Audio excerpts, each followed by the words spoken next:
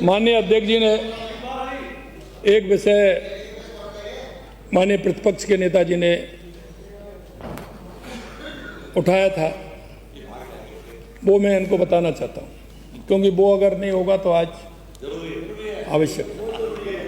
कुछ विषय ऐसे होते हैं जिस पर सदन को दलगत राजनीति से ऊपर उठकर विचार करना चाहिए।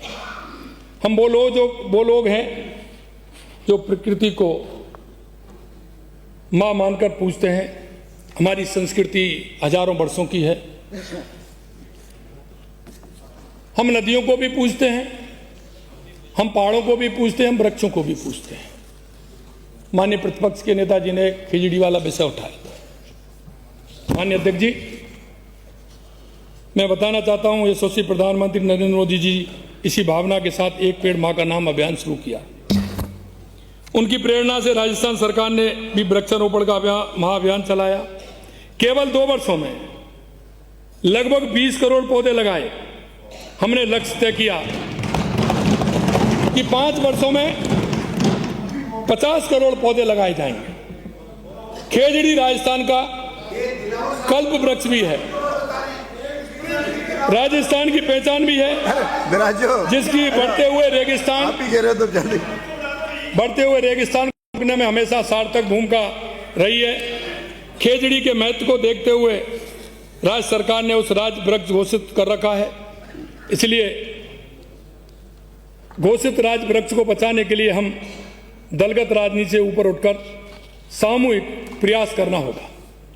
माननीय अध्यक्ष जी, आज दुनिया में बिगड़ते हुए पर्यावरण से चिंतित हैं, तथा इसके लिए कई विश्व स्तरीय सम्मेलन भी हो चुके हैं, जिनमें हमारे देश ने भी हिस्सा लिया। कोप 26 सम्मेलन में विकसित एवं विकासशील देशों ने यह निर्णय लिया था कि दुनिया भर में कार्बन उत्सर्जन को रोकने के लिए साझा अभियान चलाया जाए। इसलिए कोयले आधारित ऊर्जा संयंत्रों के स्थान पर वैकल्पिक ऊर्जा स्रोत जैसे पवन ऊर्जा, सौर ऊर्जा, जल प्रपात ऊर्जा आदि क्षेत्रों को बढ़ावा दिया गया।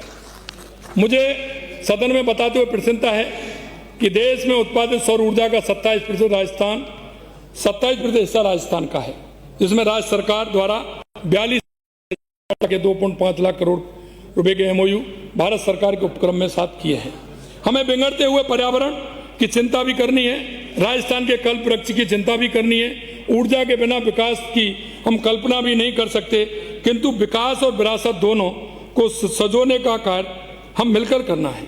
मैं सदन के माध्यम से राजस्थान की जनता को आश्वस्त करना चाहता हूं कि राज्य के कल्प वृक्ष खेजड़ी को बचाने के लिए कानून भी लाएंगे और जिससे प्रदेश में खेजड़ी संरक्षित है। मैं यहाँ यह भी कहना उचित भी समझता हूं कि माह अगस्त में पर्यावरण प्रेमी संत मुझसे मिले थे।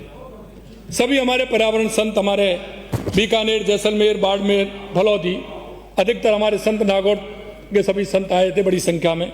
अगस्त माह पर्यावरण प्रेमी संत मुझसे मिले। मैंने उसी समय खेजड़ी संरक्षण हेतु कानून बनाने के संबंध में निर्देश दे दिए थे। प्रक्रिया पूरी होते ही हम सदन में इसका मसौदा प्रस्तुत करेंगे।